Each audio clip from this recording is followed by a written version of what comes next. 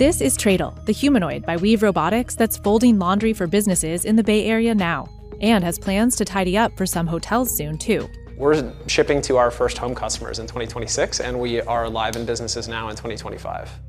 There's no doubt that AI robots are here, in Amazon warehouses, car factories, even farms. But the home is proving a harder task. Every home is different, and the home has unpredictabilities like kids and pets.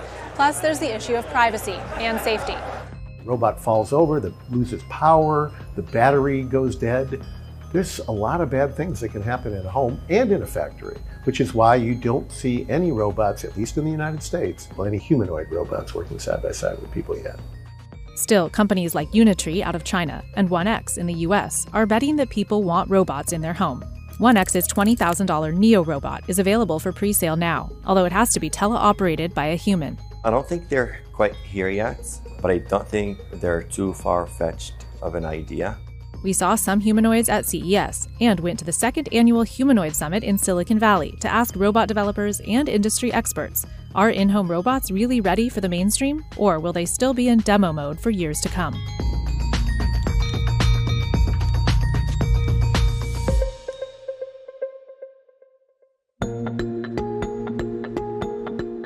On first glance, humanoid robots seem to have hit mainstream, appearing at every turn at January's Consumer Electronics Show and sharing the stage with tech billionaires like Elon Musk and Jensen Huang. The ChatGPT moment for general robotics is just around the corner. There's always something new at CES. Whether it has adoption yet or it's in startup phase, that's a whole other story. But in reality, many humanoids are still controlled by human teleoperators. So we went to the second annual Humanoid Summit in Silicon Valley to dig a little deeper, because it's not clear they're truly ready for their ChatGPT moment. And they're certainly not ready for mass deployment in the home. I think it's still a faraway dream. The capabilities, it's questionable. Instead of the all-purpose Rosie envisioned by the creators of the Jetsons more than 70 years ago, the most common AI-powered home robots 3 years into the generative AI era are still simple. The only home robots that have really been successful have been vacuum cleaners. Limited purpose robots are the only ones that have actually found a home in the home.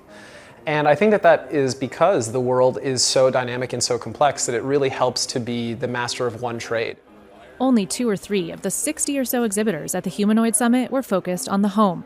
The most prominent was Weave Robotics laundry folding robots, thought up by Con Dorsuds and Evan Wineland. At the end of 2023, 2024 beginning, did not see anybody actually building a product that we would actually want to put in our own living room.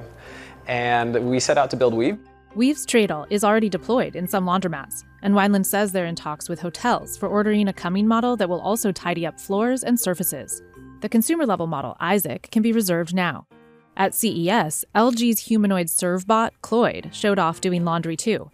Both Weave and LG's robots are humanoid, but with a major exception. They're on wheels instead of legs. It has fewer components, and that makes it faster to build. It also means that we passively balance. When inevitably, as first of their kind products they encounter something or they struggle, we don't have to worry about actively balancing to stay upright. Indeed, there's a reason robot vacuums aren't bipedal. Still, some say the human form will dominate in-home robotics eventually.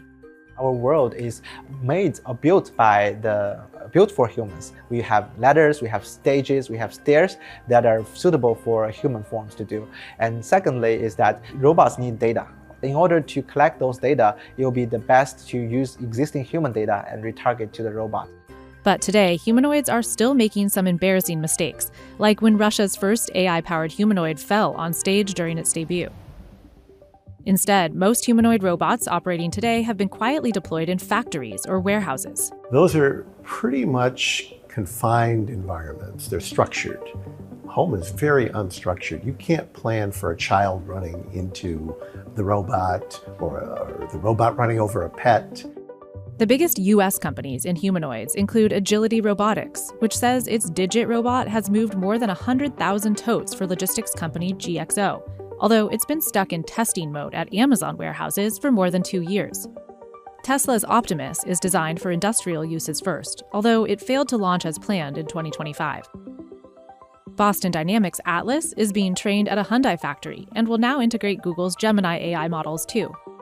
Figure AI humanoids helped assemble some 30,000 BMW X3s during a 2025 trial run, although it's facing some major allegations about safety. And Apptronic's Apollo is also in active pilots in Mercedes-Benz and GXO facilities. With the rapid advances in AI, it's certainly conceivable that if these use cases are developed, that it is going to receive widespread adoption in factories. Home, I think, is longer. We're a lot further away from that. When it comes to true multimodal robots in the home, only one US company has a humanoid on the market today, Palo Alto-based 1X. If someone comes over, I'll say like, hey, Neo, can you get the door? The robot goes over, it opens the door, lets people in, says hi to them. But its $20,000 price tag comes with one major caveat. Yes, Neo is technically a robot, but it is operated by a human being wearing a headset. In other words, a human being is watching its and your every move. Would you pay $20,000 for a robot to come in your home and be operated by a human behind the scenes? I would not. Yeah, I think that is a stretch. I understand why they're doing it, to collect data on what goes on in the home so that they can iterate and have ultimately robots that don't require teleoperation. Tesla's Optimus, which Musk told investors could be the biggest product of all time, has been seen handing out party favors, scooping popcorn, even taking out the trash. But it's reportedly had help from a human remote assisting. Teleoperation is really just a way to get us to full autonomy. It's the bridge or the gap that still needs to be filled from no autonomy to full autonomy. It is going to be here for a while. Weave's laundry robots are also not yet fully autonomous. But like many robotics companies, it's building its own foundational model that trains on the data collected by the robots as they work, so they can iterate. One example could just be like the diversity from one family to another family's laundry that we fold on any given day. There can be a world of difference, and being able to do that autonomously for people, as is the goal, that's something that will take time, that will take data collection, that will also just take deployment and real-world experience. So what does all this teleoperation and data collection mean for privacy? I was joking about how, people who like to run around at home naked might want to think twice about letting Neo Gamma into your house, right?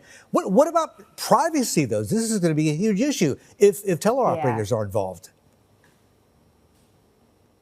I think it's all about transparency and there's no way we can make this product really good for you without a lot of your data. I don't want to share everything going on in my home with a robot that might be sharing that with somebody else.